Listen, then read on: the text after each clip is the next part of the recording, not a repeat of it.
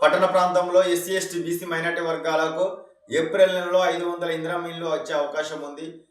MLA గారు KR Nagaraju గారు, MP Kavya గారు, ముఖ్యమంత్రి, ప్రభుత్వం శ్రీనివాసరెడ్డి గారు ప్రతి ఒక్కరు కూడా వర్ధనపేట పట్టణ ప్రాంతం మీద ప్రత్యేక దృష్టి పెట్టి అభివృద్ధి చేసే అవకాశాలు ఉంది కాబట్టి 12 వార్డులు కాంగ్రెస్ పార్టీ అభ్యర్థులను గెలిపిస్తే ఈ వర్ధనపేట మున్సిపాలిటీ జనరల్కి అయింది కాబట్టి ప్రతి ఒక్కరు కూడా అర్హులే. కానీ పార్టీ అధిష్టానం మాత్రమే చైర్మన్ నిర్ణయిస్తుంది కాబట్టి ఇప్పుడు గెలవాల్సిన అవసరం ఉంది. గిరిజన తండాలను గ్రామ పంచాయతీలో చేయడానికి కూడా కాంగ్రెస్ పార్టీ కృతనిశ్చయిత ఉంది. జనరల్ స్థానాలలో రొటేషన్ పద్ధతిలో గిరిజనులకు రిజర్వేషన్ కావడానికి ప్రధాన కారకులు గత పాలకులే. వారిని నిలదీయాల్సిన అవసరం వర్ధనపేట పట్టణ ప్రజలకు ఉంది.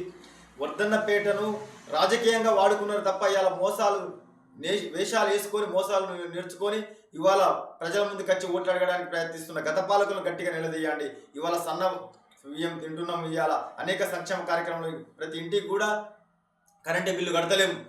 ఇలాంటి దృష్టి పెట్టుకొని వర్ధనపేట పట్టణ ప్రజలు ఇంకా 10 ఏళ్ళు ముఖ్యమంత్రి రేవంత్ రెడ్డి గారు అధికారంలో ఉంటారు, ఇంకా 3 ఏళ్ళు ప్రభుత్వం కూడా ఉంది కాబట్టి అభివృద్ధి చేసుకోవడానికి మంచి అవకాశం ఉన్నది ప్రజా పరిపాలనలో. కాబట్టి వర్ధనపేట పట్టణ ప్రజలు మేధావులు అందరూ కూడా ఆలోచించి కాంగ్రెస్ పార్టీని ఈసారి అత్యధిక మెజార్టీతో గెలిపించడం వలన అభివృద్ధి జరుగుతుంది. గత పాలకులు మోసాలు నేర్చుకొని వస్తున్నారు కాబట్టి మరి తగిన రీతిలో గాడిదకు ఓటేసి మీరు అభివృద్ధి జరగాలంటే జరగది.